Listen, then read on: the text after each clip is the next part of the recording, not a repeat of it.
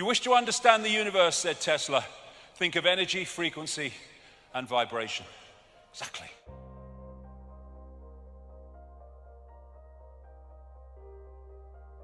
The brain is not who we are. It is a processor of information and a communicator of information. As this man rightly said, looking for consciousness in the brain is like looking inside a radio for the announcer. The radio is just decoding information. That's what the brain body is doing. The brain is dark but sees light. How is that possible? How can my brain be totally dark and I see this light?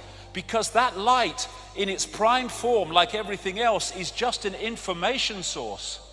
And I'm decoding that information source in here into the visual reality of light, because that's what the information contains. Thus, that's what it manifests when I decode it. So, this is right. There is no spoon.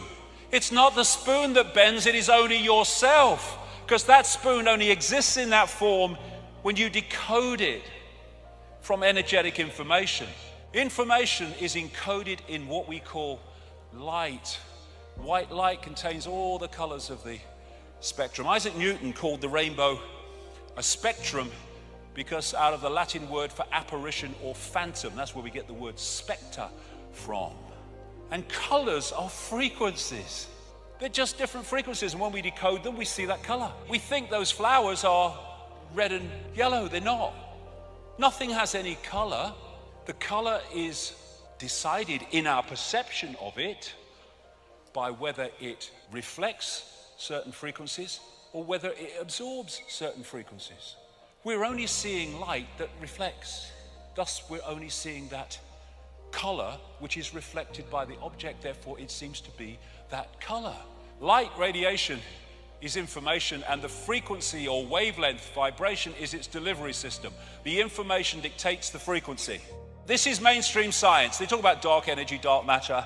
So you have this massive area of stuff they say exists in this universe which we can't see.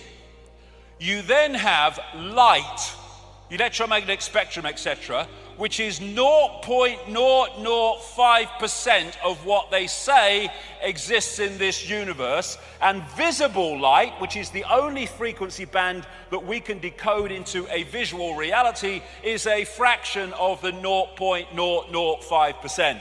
This is the visible spectrum within the electromagnetic spectrum. Look at it, it's tiny.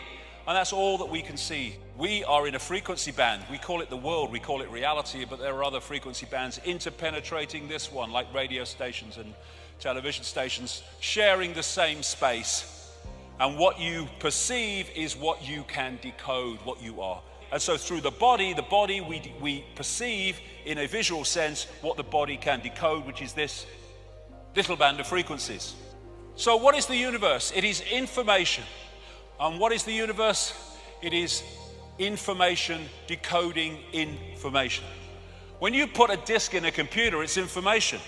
The computer is information. It decodes the information. One part of information is encoded to be decoded. One information source is encoded to decode. And that's exactly how our reality works, except the body is decoding and also encoding. The brain is massively part of the decoding system of this wireless cosmos. We do not have empty space between us. We have energy. We have electromagnetic energy, and we have in that energy information. And from that, what I call the biological computer decodes that information into a sense of reality that we think is solid but simply cannot. And the most dense of things, rocks, mountains, however kind of they may be indestructible, they are at their base form an energetic information field. The more dense the energy, the lower the frequency, the denser and more solid the form appears to be. The base form of our reality is waveform, energetic waveform, which can carry extraordinary amounts of information. I call it the metaphysical universe. Nikola Tesla, the genius from which so much came, one of the great scientific geniuses of modern times, who in effect gave us the electrical system. He gave us radar because it was stolen from him.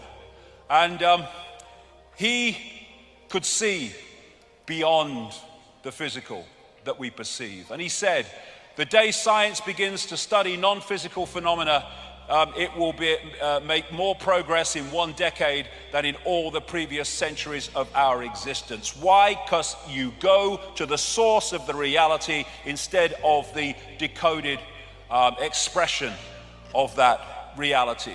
So we live in this cosmic internet. On one level, it operates on an electromagnetic level. Of course, the brain is working electrically as it interacts with it. So what is the internet? People say, well, it's like pictures and text and colors on a screen. Well, yes, it is, but only on the screen. Everywhere else, it's electronic circuits and all that gadgetry. What is television? Well, it's pictures on a screen. Yes, it is, but only on the screen.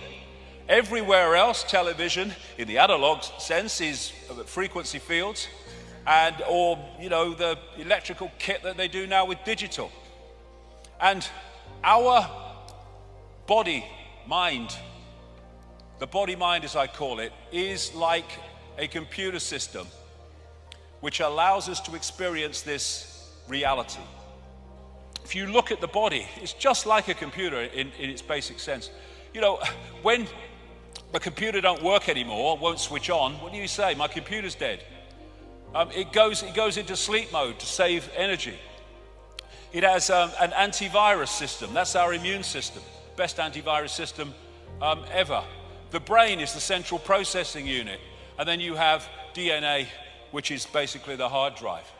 And the senses are decoding systems, decoding information into a form that the brain can decode. So the senses are taking waveform information, vibrational information, they're turning into electrical information, they are communicating it to the brain, which then decodes that into a sense of reality we call the world we live in.